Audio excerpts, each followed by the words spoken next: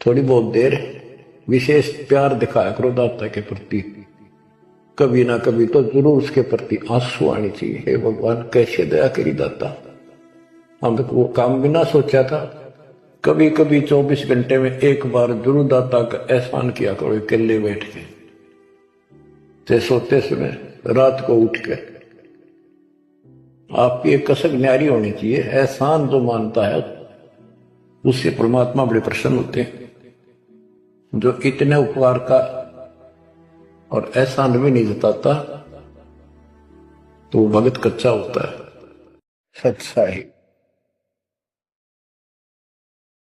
गरीब नमो नमो सत्य पुरुष को,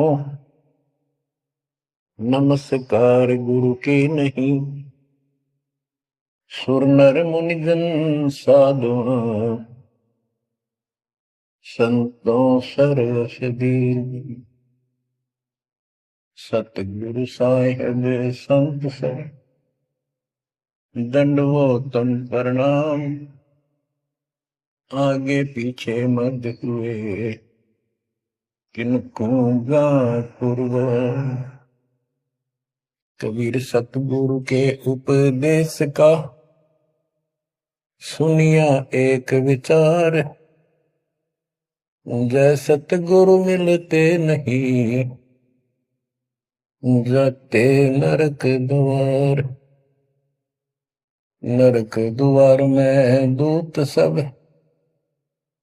करते खेचा तान।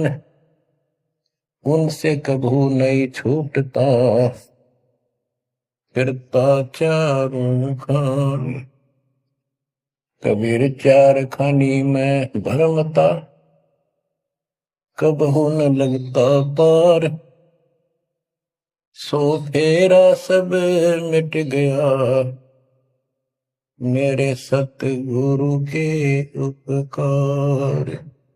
जय जय सतगुरु मेरे की, जय जय सतगुरु मेरे की। सदा साहिबी सुख से वसियो, अमरपुरी के डेरे की। जय जय सतगुरु मेरे की, जय जय सतगुरु मेरे की। सदा साहिबी सुख से वसियो, सतलोक के डेरे। निर्विकार निर्भय तू ही, और सकल वैमान। जी साधो और सकल वैमान। सब पर तेरी साहिबी, सब पर तेरी साहिबी। तुझ पर साहिब ना, निर्विकार निर्भय। परम पिता परमात्मा कबीर जी की असीम कृपा से बच्चों, आज हमारे अंदर अपने घर जाने की प्रबल प्रेरणा हुई है। बच्चों, कोई भी काम है उसकी विशेष जानकारी होने के बाद उसमें रुचि बनती है। किसी प्रकार अब हमें पता चला है कि इस लोक में हम गलत स्थान पर रह रहे हैं, और आपको यह भी याद दिला जाता है कि ये शरीर नहीं रहेगा। जिस परिवार को देखकर हम खूब खुश हैं और होना भी चाहिए, पर ये साथ कितने दिन का है ये तक भी ध्यान देते नहीं। इसके ध्यान ना देने से हम जन्म और मरण के इस महान कष्ट को भोग रहे हैं, इस महान कष्ट को झेल रहे हैं। अभी तक कोई इस तरह सच्चाई कहने वाला नहीं था। जैसे कोई यूं कह देता ना, भाई ऐसे ऐसे वो हो सकता है, मृत्यु हो जाएगी, तो यूं कहा करते कहीं तो भाई ये बात ना बोला, मृत्यु हो जाएगी, अच्छी बात बता। यानी यूं कहना बुरी बात मानने थे कि यूं ना कह मौत भी हो जाएगी कभी, संसार भी छोड़ना पड़ेगा। यानी इस सच्चाई को अवॉइड करने की चेष्टा करते थे। तो बच्चों, कबूतर क्या करता है, जब बिल्ली निकट आ जाती है वो डर जाता है, उड़ने की बजाय आंखें बंद कर लेता है और सोच लेता है खतरा टल गया, तो वो उसकी गर्दन मरोड़ के खा जाती है। अब आंखें बंद करें काम नहीं चलेगा, ये तो खोलनी पड़ेगी, हिम्मत करनी पड़ेगी, यहां से उड़ना पड़ेगा, काल से बचना पड़ेगा। पहले जैसे 12 कबीर पंथ चले हैं, उससे पहले ये हिंदू समाज, हिंदू धर्म, उसके बाद ये यहूदी धर्म, ईसाई धर्म, फिर मुसलमान धर्म, जैन धर्म, और ये 12 पंथ, इनमें ज्ञान तो बताया जाता था कि भक्ति कर लो, नहीं तो 84 लाख योनियों में जाना पड़ेगा, पशु पक्षी बनना पड़ेगा। और आत्मा डरती भी थी, भक्ति के लिए प्रेरित भी होती थी, लेकिन वो भक्ति शास्त्र विरुद्ध थी, शास्त्र में प्रमाणित नहीं थी, और वो ज्ञान भी शास्त्र प्रमाणित नहीं था। श्रीमद् भगवत गीता अध्याय 16 श्लोक 23 में स्पष्ट किया है कि शास्त्र विधि को त्याग कर जो अपनी मर्जी से मनमाना आचरण करते हैं अपनी इच्छा से, उनको न सुख होता है, न कोई सिद्धि प्राप्त होती है, और न ही उनकी गति बढ़ती। या तो ये कहो कि गीता गलत और ये झूठे गुरु सच्चे, इनमें से एक को रिजेक्ट करना पड़ेगा, लेकिन गीता को कोई रिजेक्ट कर नहीं सकेगा। आखिर में इन झूठे गुरुओं को त्यागना पड़ेगा। बच्चों, परमात्मा के पाने के लिए, उस सुख को प्राप्त करने के लिए कितने कितने कष्ट झेले हैं महापुरुषों ने, हमने भी उठाए। हम ऋषि बने, ऋषि बनकर कठिन साधनाएं की, जैसा लोकवेद दंत कथाएं सुना करते थे, उसके आधार पर सिद्धियां आ गई, सिद्धियां दिखाकर फिर प्रसिद्धि होगी, उस प्रसिद्धि के ऊपर हम प्रसिद्ध हो गए और खूब महर्षि प्रसिद्ध हो गए। अब पता चला वो प्रसिद्धि कैसी थी, जैसे आपको राबिया का प्रमाण बताया, 4 साल की ठीक साधना से ऐसे ऐसे चमत्कार भी हो गए, मक्का उठ के आ गया, लेकिन भविष्य 0 हो गया उसका, सिर भी काट दिया, इतनी प्रेरित थी भगवान के प्रति, लेकिन नथिंग, कुछ नहीं हुआ। काम तो अब बनेगा जब बनवाया जा। गरीब ये जीवन सफल है, जब लग राम रटंत, देखोरी को जाने दे, भरम पड़े हैं पंथ। इस मनुष्य जीवन की सफलता उसी की है जो परमात्मा की भजन करते हैं, अन्यथा इसका कोई यूज नहीं। पशु पक्षी का भी ऐसा ही जीवन है, ऐसे ही कर्म वो करते हैं, खाना पीना, टट्टी जाना, बच्चे उत्पन्न करना, बच्चों के लिए फिर सारा दिन भटक के उनका पोषण करना, फिर मर जाना, ये कोई जीवन है? इस ज्ञान से आपके अंदर जो गलत प्रेरणा भरी हुई है वो काल द्वारा भरी गई है, बहुत प्रबल है, वो सामान्य नहीं है। अब जैसे किसी को बुखार हो जाता है तो उसके बस की बात नहीं, वो नॉर्मल हो जाए। तो बच्चों, अब के लगन लगानी पड़ेगी। जैसे बुखार हो जाता है, उसके बस की बात नहीं कि वो ठीक ठाक रहे, अपने ठीक क्रिया करे, तो उसके लिए औषधि की आवश्यकता पड़ती है, और जब नॉर्मल हो जाएगा फिर सारे काम ठीक करेगा।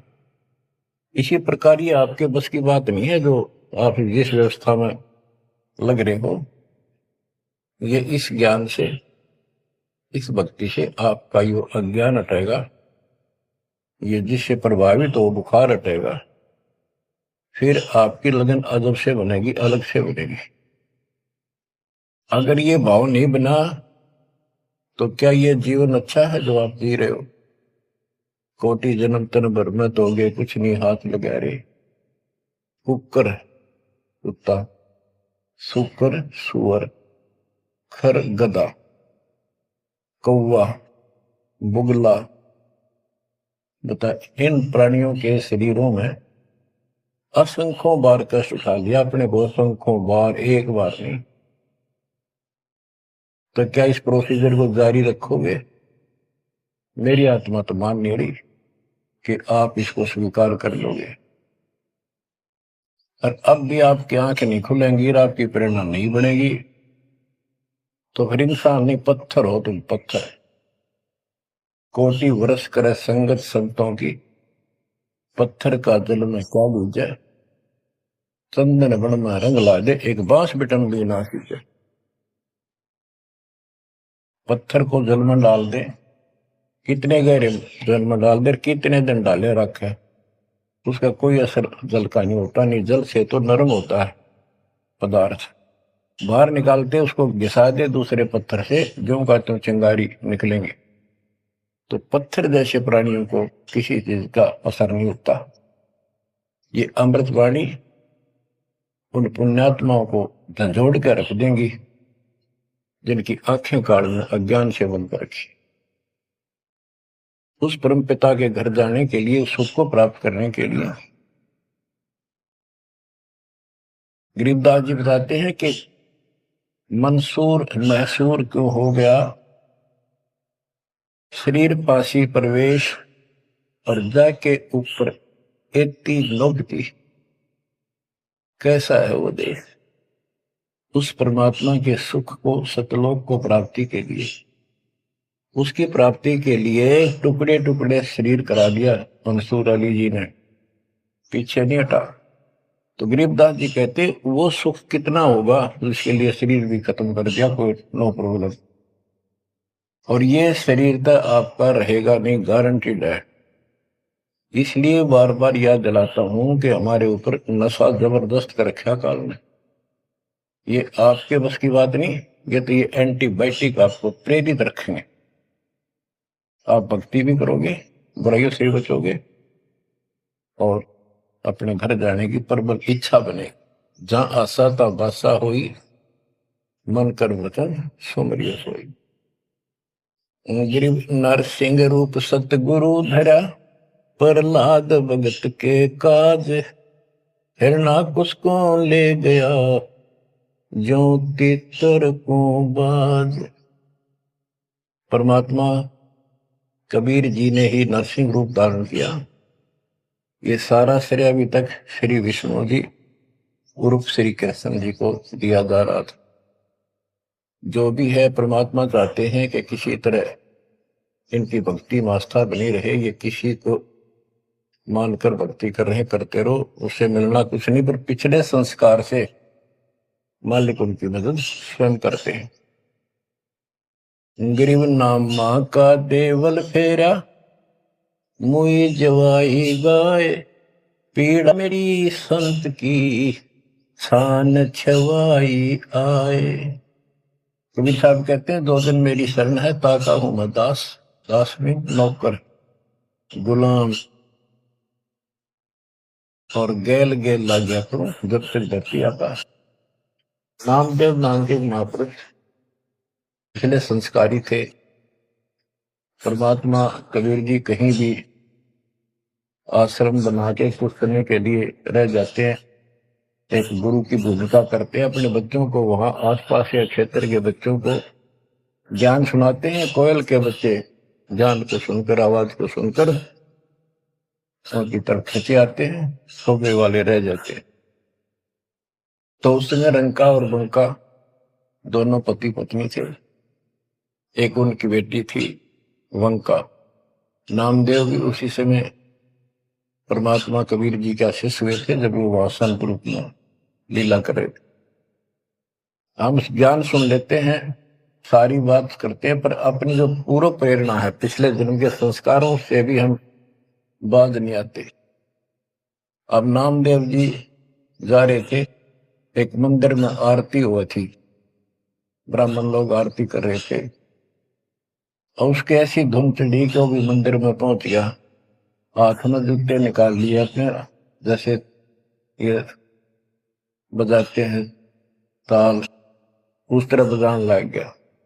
घंटी बजाते हैं और बजाता बजाता आरती में मगन होकर उनके ब्राह्मणों के बीच में पहुंच गया, यानी पत्थर की मूर्ति के सामने पहुंचना चाहा।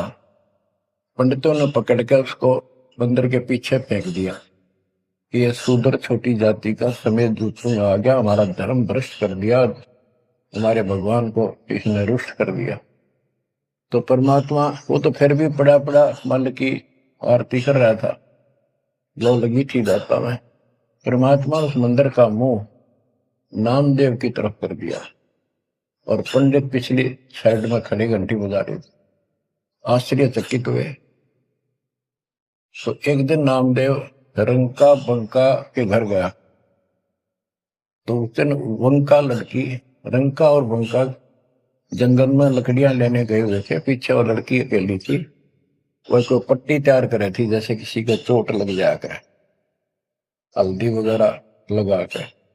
नामदेव बोला, बहन किसको क्या हो गया, किसको चोट लगी, किसके लिए पट्टी बना रही हो? उनका बोली, रे नामदेव तू गुरु जी ज्यादा दुखी ना करा कर, तो भाई मर्यादा में नहीं रहता, वहां के जरूरत है तेरे को जाने जिस मंदिर में, अपना मंदिर में जाना भगवान अलाउड थोड़ा कर रखे है, मानता नहीं तो तेरे लिए, तेरी इज्जत रखने के लिए गुरु जी तेरे मंदिर पे गए थे, हाथा चोट लगी भाई, उनका पट्टी बांधो। नामदेव गया, देखा तो सचमुच गुरु जी के हाथों में चोट लगी हुई है और वो कान पट्टी बांधी। हम भक्ति भी करते हैं पर अपने संस्कार फिर भी कोई न कोई अड़ाए रखते हैं, ये परमात्मा को परेशान करते हैं। आप अब आ गया है कति पीक टाइम, अब ये बात नहीं चलेगी। पहले तो चलो को रह गए, कोई बात ना, पैर पकड़ लिए भगवान ने, अब क्या फिसल गया पैर तो पता नहीं कहां पड़ोगे जाकर। ऐसा अजब गजब का ज्ञान दे दिया, ऐसा समाधान आपको दे दिया, और ऐसे समय में मानो श्री मान, तो आंखें खोल लो बच्चों। गरीब नामा का देवल फेरा, मुई जवाई गाय, पीड़ा मिट्टी संत की छान छवाई आए। अब एक जिसमें नामदेव जी ने मंदिर घुमा दिया, घुमाया तो मालिक ने था, लेकिन मालिक अपने नाम नहीं लेते, दादू सिर दर्जीव के आप बगल हो जाए, करा करावे साइया मन में लहर उठा, दादू सिर दर्जीव के आप बगल हो जाए। उनकी महिमा ज्यादा होगी, मुसलमान धर्म के लोगों को दिक्कत हुई, उन्होंने राजा को कहा कि ऐसे ऐसे काफिर है, वो दुनिया को गुमराह करता है कि मुर्दे जिंदे कर देता है, मंदिर घुमा दिया, ऐसे कर दिया। राजा ने पकड़ के बुलाया और कहा, ये गाय काट दी वहां पर, इसको जिंदा कर, जब जाने तो संत है, नहीं तो तेरे को आज तेरी गर्दन यही काट दूंगा। कबीर साहब कहते हैं हम फिर वहां गए बच्चे, अपने बच्चे के लिए, और उस गाय को जीवित किया। जैसे पुराने समय में संस्थान झोपड़ी डाला करते थे, हट घास ग्रास की, और वो साल भर में कंडम हो जाती थी, तो बारिश आने से पहले उनको फिर से या तो नहीं डालते थे या तो उनमें कुछ रिपेयर किया करते थे। नामदेव की माता जी ने कहा, बेटा अपनी छान ठीक कर ले, झोपड़ी बारिश आने वाली है, मौसम निकट है। वो कहने लगा, ठीक है माता जी, जाता हूं मैं जंगल से सर काट के लाता हूँ, वो सरकंडे से घास फूस। रास्ते में सत्संग हो रहा था, सत्संग सुनना, फिर वहां सेवा में लग गया। शाम होगी, वापस आ गया। उसकी माँ बोली, बेटा ले निकल घास फूस। माँ ऐसे ऐसे सत्संग में चला गया, ध्यान नहीं रहा। अगले दिन फिर ऐसे ही। उसकी माँ बोली, भाई देख ले तो बारिश हो जाएगी, कुछ दिन सारे कपड़े भीजेंगे, अपने भीगेंगे, बहुत नुकसान हो जाएगा। अगले दिन भी ऐसे हुआ। तीसरे दिन उसने सोचा आधा सत्संग सुन लो और फिर जाऊंगा। आधा सत्संग सुनकर चल पड़ा। सत्संग तो फिर पूरा ही सुनना पड़ा उसने, फिर सेवा सेवा ना करी, अपना काम के लिए चल पड़ा। जल्दी जल्दी घास फूस काटने लगा, पैर में कुहाड़ी लगी, दांती लगी और ज्यादा चोट लगी। पैर के पट्टी बांधी, अपना कपड़ा वही ले रखा था पाड़ के चंदर। और उसी दिन परमात्मा ने नामदेव का रूप बनाया और खूब ये सरकंडे सिर पर धर के ले आए, आकर छान बना दी और डाल दी। नामदेव शाम को लंगड़ाता लंगड़ाता पहुंचा। मां बोली, के लग गया बेटा? मैंने बताया, माँ ऐसे ऐसे आज भी ना लड़ पाया मैं तो। माँ उस झोपड़ी से आगे पहुंच गई, बेटे को तकलीफ सी देख के, क्या लग गया बेटे का? माँ माफ करिए, आज भी नहीं सामान लान पाया मैं तो, वो ऐसे ऐसे बन गई मेरे साथ। कोशिश करूँ था जल्दी जल्दी काटूं, माँ दुख पाओगी। मेरे तो पैर में कुहाड़ी लगी है, दांती लगी, चोट लगी और चला भी नहीं जाता। माँ ठीक होती बनाऊंगा झोपड़ी। उसकी माँ उसके मुंह की तरफ क्या, बेटा क्या बोल रहा है तू? तो अभी तो आया था झोपड़ी खुद बना के गया। बेटा क्या कह रही है, चोट कब लगी तेरे? नामदेव निकट आया, देखा ताजी झोपड़ी बना रखी है, गजब के सरकंडे ला के। ऐसे तो आसपास की तो थे भी कोनी, ऐसा घास फूस। नामदेव खूब रोया बैठे। मां भगवान थे, परमात्मा थे वो तो। बच्चों, दो दिन मेरी शरण है ताका हूं मैं दास, गेल गेल ला गया फिर जब तक धरती आकाश। ये किसी जन्म में भक्ति खूब करी थी, जैसे इस युग में। और इस युग के पिछले हुए भक्ति गजब की रहती है, क्योंकि यह साधना शास्त्र में खुला। मोक्ष ना होता तब तक परमात्मा इनके साथ रहे। इनसे चमत्कार भी होते रहते, नाम भी हो जाता, पर काम तो ना बढ़ा, मोक्ष तो ना हुआ। तो ये जो ज्ञान आपको सुना जा रहा है, ये हर पहलू पर आपको सतर्क किया जा रहा है। तो या तो इस भक्ति में छोड़ दो, रिया कति दर्द हो जाओ, कमर कस लो, अब का पीछा छुटवाना है। ये लल्लो पत्तो बहुत होली। केवल हम सुख मांगते हैं, धन मांगते हैं, बेटा ना तो बेटा मांगते हैं और धन संपत्ति मांगते हैं। ये तो बिना मांगे दे देगा जब दिल डट गया आपका। डर रहे तो कोई भी काम है दृढ़ता के साथ होता है। धीरे धीरे रे मना, कबीर साहब कहते। कबीर धीरे धीरे रे मना, धीरे सब कुछ हो, माली सींचे 100 गुणा फिर तो आए फलो। आज पौधा बोया है आम का, अगले दिन नहीं लगेंगे फल उसके, महीने 20 दिन में भी नहीं लगेंगे। वर्षों उसकी सेवा करनी पड़ेगी।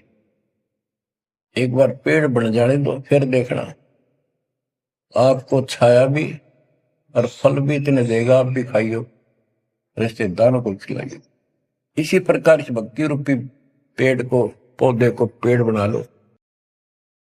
दास देख रहा है, दास ने शुरुआत जब की थी, उनकी क्या स्थिति थी मेरे बच्चों की, भक्तों की।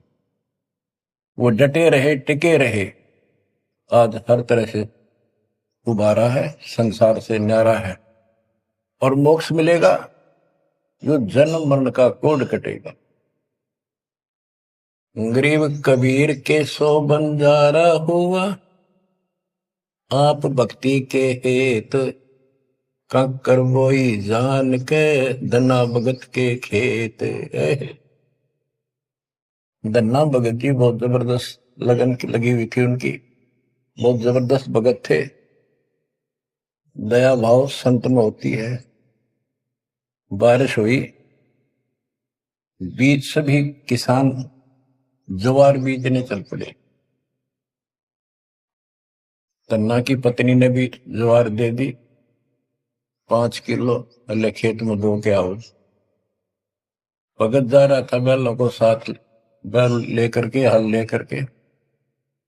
रास्ते में 4-5 भगत भूखे थे, बैठे थे। अब भगत स्वाभाविक साधु संत को देखकर राम राम करी उसने, बैल खड़े कर दिए, बैठ गया 2 मिनट भगवान से। सुबह सुबह पता चला कि उन्होंने 3 दिन से भोजन नहीं खाया था और मरने के कगार पर। कहने लगे भगत हम तो मृत्यु के निकट हैं, कहीं भोजन नहीं मिला। क्योंकि रेगिस्तान राजस्थान या भी पहले सारी स्थिति ऐसी थी नहीं बढ़िया वाली जनता की। बारिश हो गया तो फसल होगी, ना तो भूखे मरा करते। तो भगत जी ने सारे के सारे ज्वार रख दी उसके उनके आगे, बीज, वो मरे थे भूखे, सारी खा गई। अब वो चल पड़े। भगत जी ने सोचा ही वे घर वाले लड़ेंगे, पत्नी भी गर्म मिजाज की थी, और इसमें तो भाई कोई भी टोक दे, बीज भी कित खा गया तो कित खो दिया। किसान का तो जीवन होता बीज। लेकिन उसने परिवार न्यौछावर कर दिया। कक्कर इकट्ठी की लोगों को दिखाने के लिए, जैसे और बीज बो रहे थे ऐसे कंकर बखेर के हलवा के सामने घर आ गया, खेत में जाकर नहीं देखा। कुछ दिनों के बाद औरों का तो ज्वार गजब की उगरी, और भगत जी के खेत में तुम्बे मतीरों की बेल उगरी बिना गिरती की। मतीरे लग गए मोटे मोटे ये तुम्बे। अब क्या होता है कि भगत जी के खेत में, धन्ना भगत के खेत में बहुत ज्यादा बेल उगी मतीरों की, मतीरे से मोटे मोटे लाग गए, ऊपर नीचे पड़े न भरी दिखे उनका खेत बना। कुछ दिन के बाद क्या होता है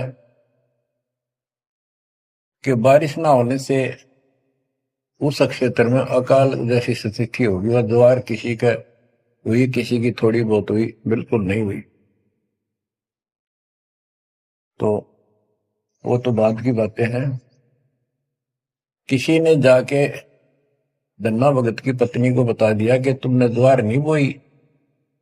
वह बोली बोई, वो कहा हमारा भगत कि ना आपके तो मतीरे उग रहे हैं, ज्वार है ही नहीं। उसका दुख हुआ, ज्वार भी कित खा गया यो।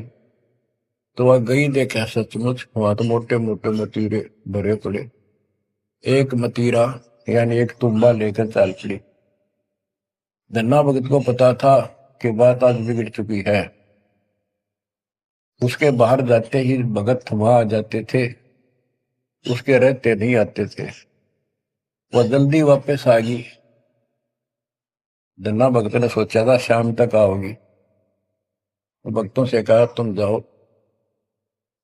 बात आज गड़बड़ है। सिर पर मतीरा रख रखा, आते उसने मतीरा सिर में मारा धन्ना भगत का। धन्ना भगत जी ने थोड़ा बचाव किया तो धरती में लगकर फूट गया।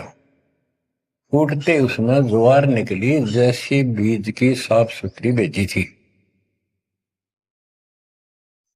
अब भगत जी तक टेढ़ा पड़ा, सिर बचाया, और वह देवी देख रही थी, कभी धन्ना भगत को कभी ज्वार को। तो वह बोली ये कहां से आ गई ज्वार इसमें। धन्ना भगत नहीं बोला। वह फिर खेत में गई, वह ज्वार उठाकर अंदर रख ली। वहां जाके देखा कपड़ा बिछाकर मतीरे फोड़न लागी, ढेर लाग गया। गठड़ी बांध के चल पड़ी, ढोण लागी ज्वार। अरोरा की ज्वार कति कंडम सी होगी, वो ये को ना खड़ी तो रही, पर बस उसमें बीज नहीं बना, सूखी सूखी सी खड़ी।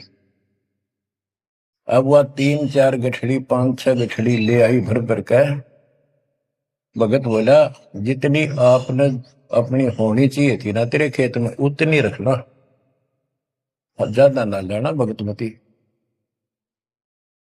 ने बोली, तू तो ऐसे करा कर, भगवान ने दी है सारी लाऊंगी।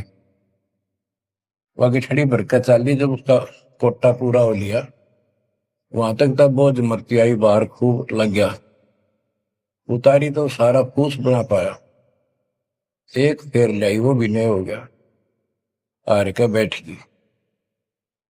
फिर धन्ना भगत के खेत में ज्वार निकला, तुम्बों से ज्वार ज्वार निकला, गांव इकट्ठा हो गया। भगत बोला, भाई अपनी बांट लो थोड़ी थोड़ी, तुम सारे भूखे मर तो बच जाएगा गाँव। तो सब ने अपने हिसाब का थोड़ा थोड़ा ले लिया, और फिर भी उभरती रहेगी। बच्चों, ये बातें कोई बनावटी नहीं है। जिनने भगवान के ऊपर समर्पण किया, जो भगवान पर समर्पित हुए, भगवान ने कभी उनका मारा नहीं। चारों युगों को देख लो, हमने किसका रखा मारा। तो बच्चों, ये महापुरुषों की जो कथाएं हैं आज अपने काम आऊंगी। आप एक बार लग कर देखो इस मार्ग, कोई जगह नहीं रहेगी आपको अगर मगर करने की, स्मरण को कति परमात्मा हर तरह से संतुष्ट कर देगा। दास अपनी एक कथा बताओगा। हम सुनते थे कि द्रौपदी का चीर बढ़ा दिया भगवान ने, पर ये नहीं पता था क्यों बढ़ाया था। वो तो अब इस तत्व ज्ञान से निखार हुआ कि कबीर परमात्मा ने एक लीला करके उसका लीर ग्रहण किया कपड़ा, और उसके कारण बढ़ा था। तो इससे कोई किसी को कहते वो मानता नहीं था, ये कोई बात है, कैसे हो सकता है, ऐसे नहीं हो सकता, वैसे नहीं हो। हम भी मानते थे कि चल ना होगा, पर भगवान तो है और बहुत काम कर रखे हैं। मन मानता था भगवान कुछ भी कर सकता है, क्योंकि आस्था जब भी बनती है जब ये भावना बढ़ जाएगी परमात्मा जो चाहे सो कर सके। उसके सामने इम्पॉसिबल वर्ड नहीं है उसकी डिक्शनरी। आपको बताता हूं, नाम ले लिया, 2-3 साल हुए थे बस। 1988 में नाम लिया, 1990 या 89 की बात है, 88 या 89 की। तो एक मकान बनाया, ऊपर मकान बना रखा है, उसके ऊपर एक गैलरी ही पूजा स्थल बनाया, 5.5 बाई 15 फुट का। उसमें एक गली में झांकी थी, खिड़की और विंडो, और एक अंदर आंगन की तरफ क्रॉस वेंटिलेशन बढ़िया था। तो जल्दी के कारण मैं बने बनाए वो लिया जंगड़े, पूजा स्थल 2 मांझ का उनको पेंट करके लगा दिया। उनमें शीशे भी लगे हुए थे। एक शीशा टूटा हुआ था, एक शर्फ खिड़की का, वो डबल होते, मैं ये चढ़वा देंगे बाद में, जल्दी काम हो जाएगा। वहां मैंने ये भक्ति बोध छपुआ कर रखी कि गुरुजी आएंगे उनको सौंप दूंगा, वो आगे भक्तों को देते रहेंगे जब कोई दीक्षा लेगा। ऐसे सेवादास करने लगा। क्या हुआ कि उस जो शीशा फूटा हुआ था उसमें क्या चूहे बढ़कर उनको काटने लगे। और उस समय क्या था, जब वो जंगले लगाए तो जाली ले आया था, ये एक लोहे की जाली जो मच्छरों से बचाने के लिए खिड़कियों पर लगाई जाती है बाहर की साइड। और वो गलती से वो गलत काट के दे दी। मैं वो साइज लिख के उस लोहे की दुकान पर दिया, भाई ये काट के तैयार कर दे, इनका बिल बना दे। मैं और सामान लेकर वापस आया, उसने बांध के लपेट कर रख रखी थी। मैं उठाकर चला पैसे देकर, आके मैंने कहा ले भाई लगाओ। तो ये बड़ा लड़का, अरे वहां किराएदार रहता था, वो बोले हम लगा देंगे। कील क्या सारी ला रखी थी, उन्हें सीढ़ी लगाई। मैं तो चला गया उनको कह के, शाम में आया तो कोई नहीं लगा रखी।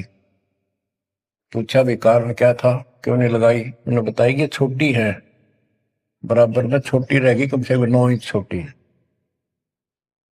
वो लिखा था मैंने 3 फुट 9 इंच, उसने 3 फुट काट दी, या नौकर ने देख के काट, या गलती लगी जैसे भी। फिर मैंने सोचा भी छोड़ो भाई, अब किसके साथ मत्था मारे जाकर, वो कहेंगे तेरी गलती है, आपने यही साइज बताया था। मैं इस चक्कर में नहीं पड़ा करता।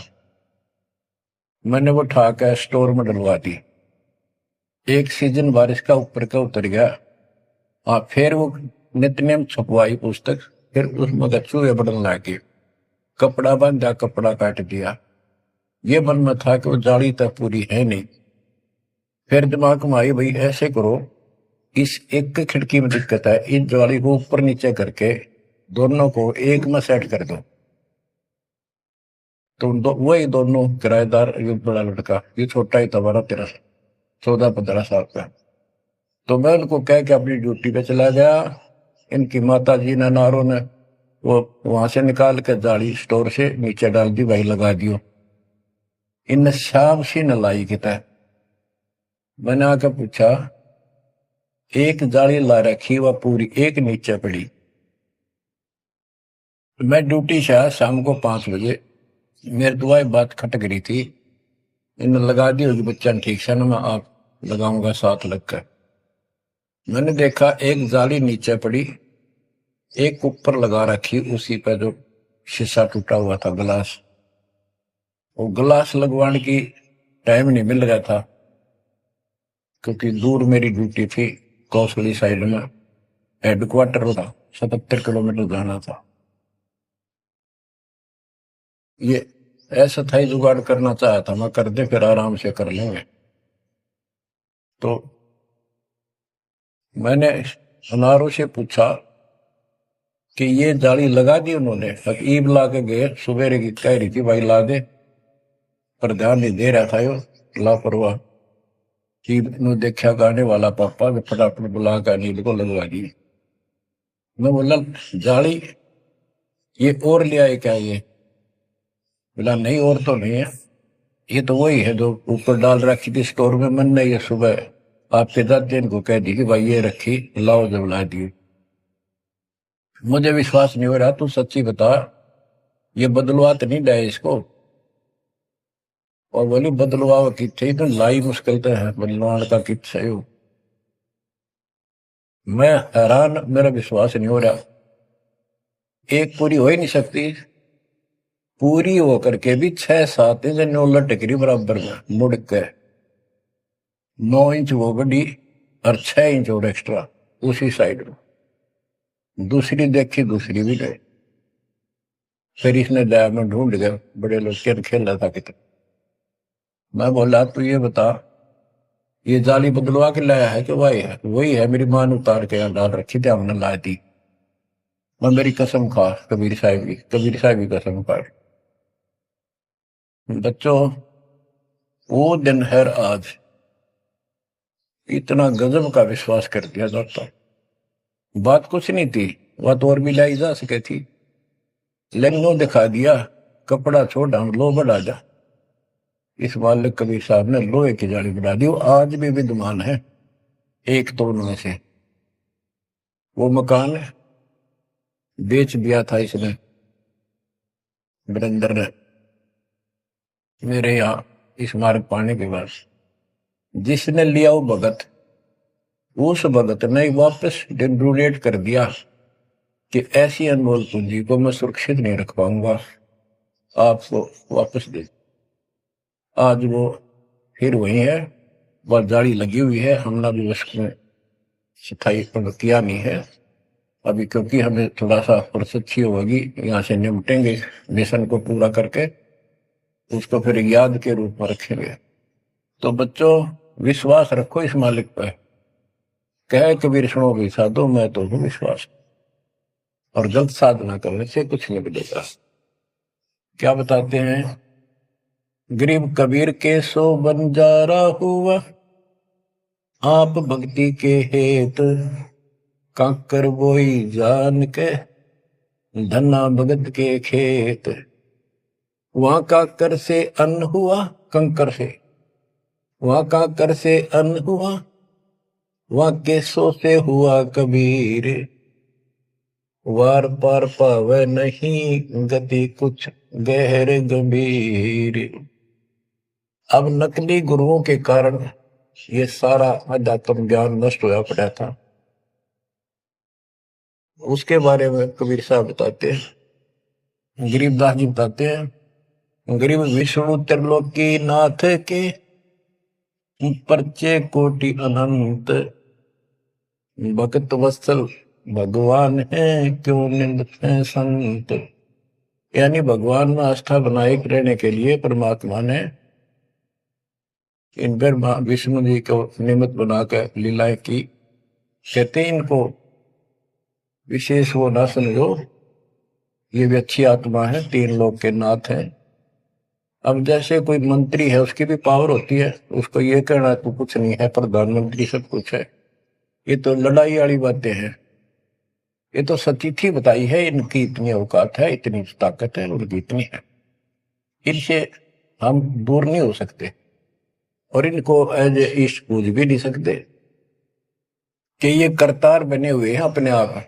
ये वो करतार नहीं जो होना चाहिए। गरीब करता ऊपर चोट है कहते हैं करतार, मूल लह नहीं मूर्खा गिनते हैं क्यों डारे।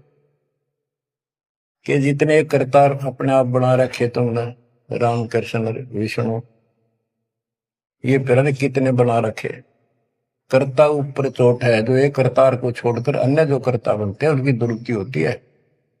रामचंद्र देख लो, सारी उम्र दुखी रहा और कर्ता बन रहा था, लोग भगवान के थे वो भी मान लेता था, आजीवन कष्ट रहा, अंत में सरयू नदी में जल समाधि ली, डूब का मेरा।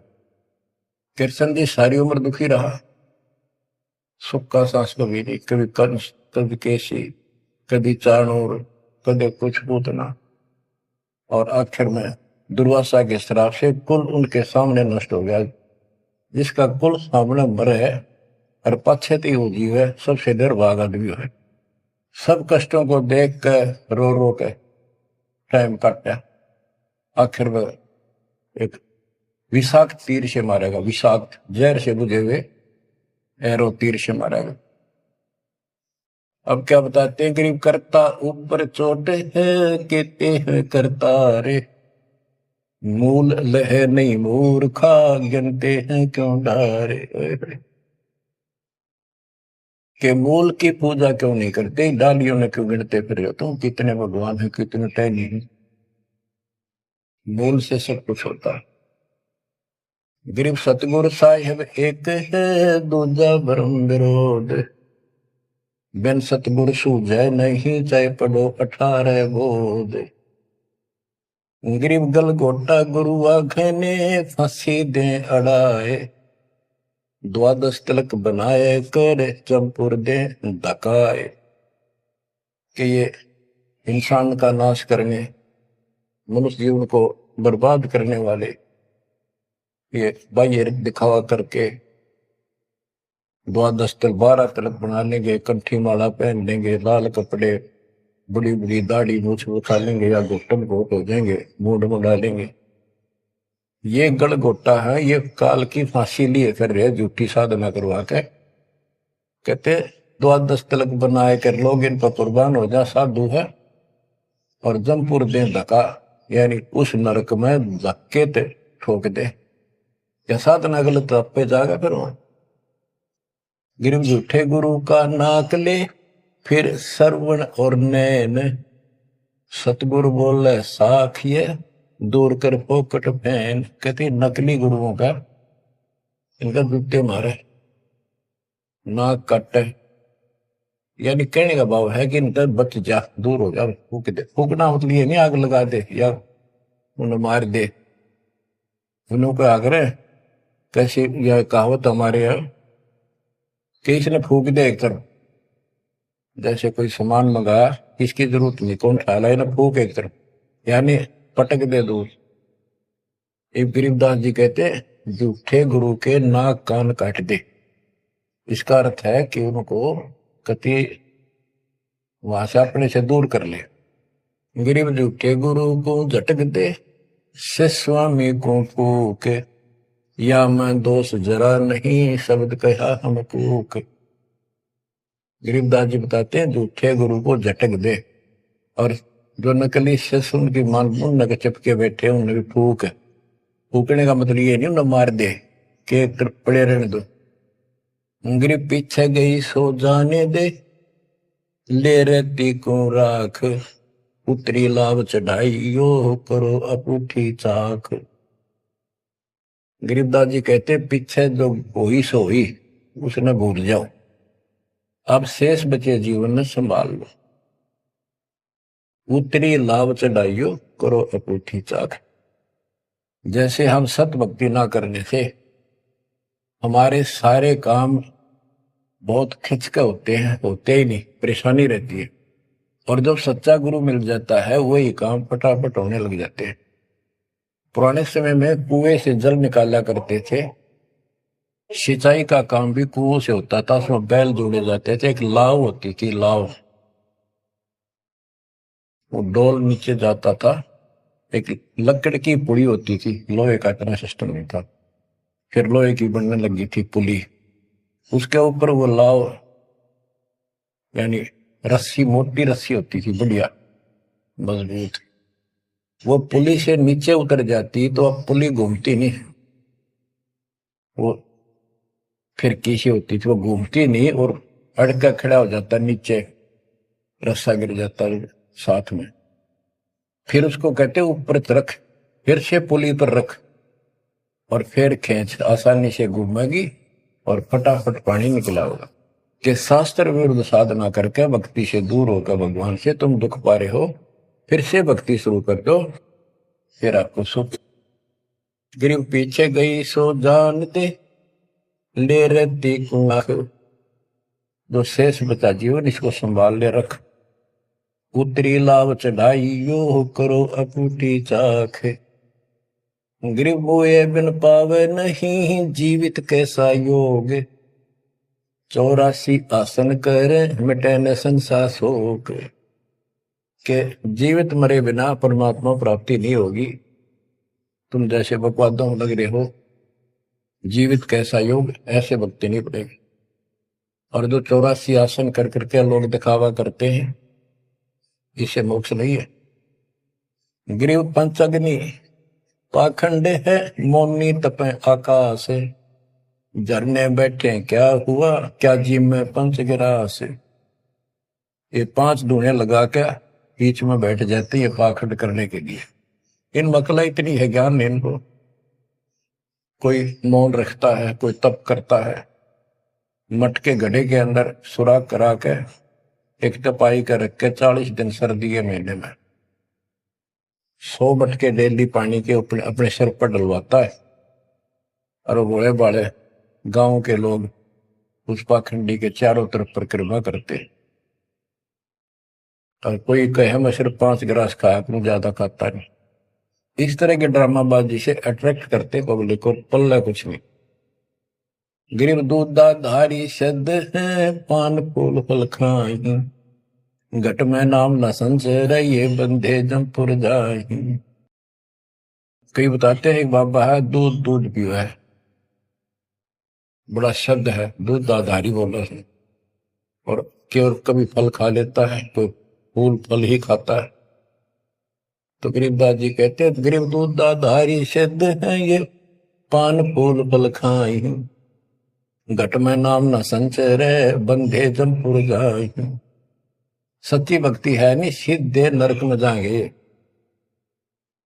गरीब चुंडित मुंडित भद्रा, मोनी मैल न पावे, धूमर पान ठडे श्री, ये 2 जग धक्के खा।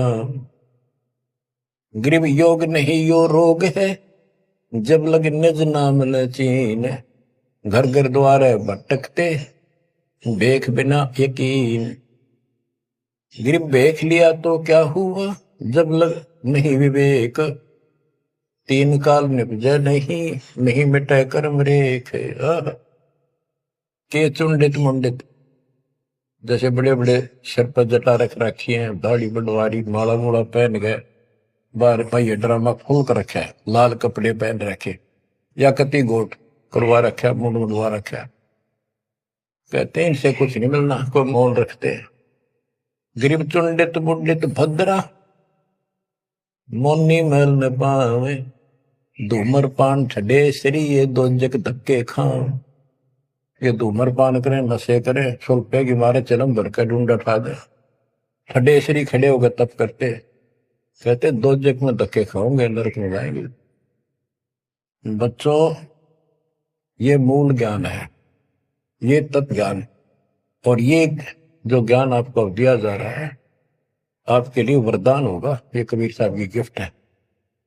इस रजा को संभाल के रखियो, इसको हल्के में ना दियो बच्चों। कुर्बान हो जाओ, ये धंधे करते था सिंह धन हो गए, कितना पुराना पट्टा। इसकी शरण में डट कर सत्संग सुना करो, सेवा करो और दान करो, मर्यादा का निर्वाह करो, भक्ति करो। देखना न्यारे रंग ला देगा दाता। मालिक आपको मोक्ष दे, सद्बुद्धि दे, आपको याद बनी रहे अपने घर की। सत्साई।